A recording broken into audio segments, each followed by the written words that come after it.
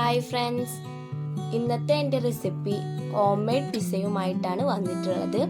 കുറഞ്ഞ ചിലവിൽ പെട്ടെന്ന് നമുക്ക് ഉണ്ടാക്കിയെടുക്കാൻ പറ്റുന്നതാണ്. ചീസ് ചേർത്ത് കൊടുക്കുന്നില്ല. അപ്പോൾ നമുക്ക് വീഡിയോയിലേക്ക് പോകാം. ഇതിനു വേണ്ടി എടുത്തിട്ടുള്ള സാധനങ്ങളാണിത്: 2 സവാള, 1 തക്കാളി, ഇത് മയോണൈസ് ആണ്. ഞാൻ വീഡിയോ ഇട്ടിട്ടുണ്ടായിരുന്നു മയോണൈസിന്റെ. മല്ലിച്ചപ്പ്, 1 മുളക്,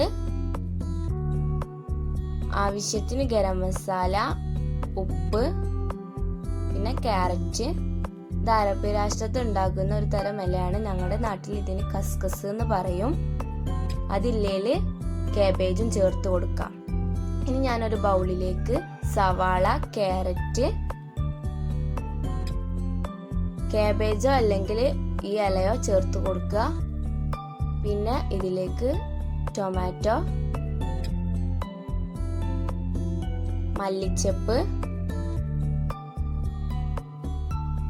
മുളക്,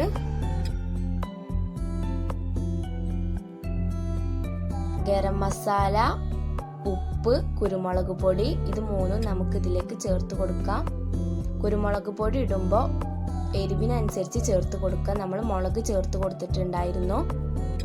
ഇനി ഇതിലേക്ക് മയോണൈസ് ചേർത്തിട്ട് നന്നായിട്ട് മിക്സ് ചെയ്തെടുക്കുക.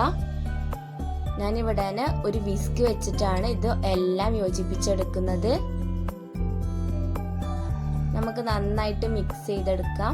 എല്ലാം ചെറിയ ചെറിയ കഷ്ണങ്ങളാക്കിയിട്ടാണ് ചേർത്ത് കൊടുത്തിട്ടുള്ളത് കേട്ടോ. അപ്പോൾ ഇതിവിടെ റെഡി ആയിട്ടുണ്ട്. ഇനി നമുക്കിതിലെ മാവ് റെഡിയാക്കി എടുക്കാം. അതിന് വേണ്ടിയിട്ട് മുട്ടയും ഉപ്പും ഒന്ന് മിക്സിയിലിട്ട് അടിച്ചെടുത്തിട്ടുണ്ടായിരുന്നു. അതിലേക്ക് മൈദപ്പൊടി ചേർത്ത് കൊടുക്കുക. എന്നിട്ട് നന്നായിട്ട് മിക്സ് ചെയ്തെടുക്കുക. ഇനി ഇതിലേക്ക് ഉപ്പ് ചേർത്ത് കൊടുക്കുക. ഇനി ഇതിലേക്ക് പാലോ അല്ലെങ്കിൽ ചൂടുവെള്ളമോ ചേർത്ത് കൊടുത്തിട്ട് നമുക്കിത് നന്നായിട്ട് ഒരു മാവ് പോലെ ആക്കിയെടുക്കാം. ഇനി ഞാനൊരു ഫ്രൈ പാനിലേക്ക് എണ്ണ ഒഴിച്ച് കൊടുത്തിട്ടുണ്ട്. അത് ഇനി എല്ലാ ഭാഗത്തേക്കും ഒന്ന് ചുറ്റിച്ച് കൊടുക്കുക. അതിനുശേഷം നമ്മുടെ മാവ് ഇതിലേക്ക് ഒഴിച്ച് കൊടുക്കുക. എന്നിട്ട് ഇതെല്ലാ ഭാഗത്തേക്കും ഒന്ന് ചുറ്റിച്ചെടുക്കുക. അതിനുശേഷം നമ്മൾ നേരത്തെ ചെയ്ത് വെച്ച വെജിറ്റബിൾ ഇതിൻ്റെ മേലിൽ ഇട്ട് കൊടുക്കുക. ഇത് ഞാൻ എടുത്തിട്ടുള്ള ഫുൾ വെജിറ്റബിൾ ഇതിൽ മിക്സ് ഇതിലേക്ക് ചേർത്ത് കൊടുത്തിട്ടുണ്ട് കേട്ടോ. ഇനി നമുക്ക് ബാക്കിയുള്ള മാവ് കൂടെ ഇതിൻ്റെ മേലെ ഒഴിച്ച് കൊടുക്കാം.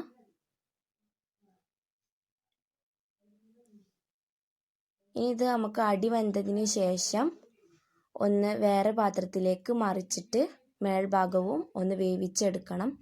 ഇനി ഞാനിത് മൂടി വെക്കുകയാണ്. അപ്പോൾ ഇതാ അടി വന്നതിന് ശേഷം ഞാനൊരു വേറെ പാത്രത്തിലേക്ക് കൊട്ടി കൊടുത്തിട്ടുണ്ട്. ഇനി നമ്മുടെ അടി കൂടെ വേവിച്ചെടുത്താൽ നമ്മുടെ പിസ്സ ഇവിടെ റെഡി ആയിട്ടുണ്ട്. പെട്ടെന്ന് ഉണ്ടാക്കിയെടുക്കാം.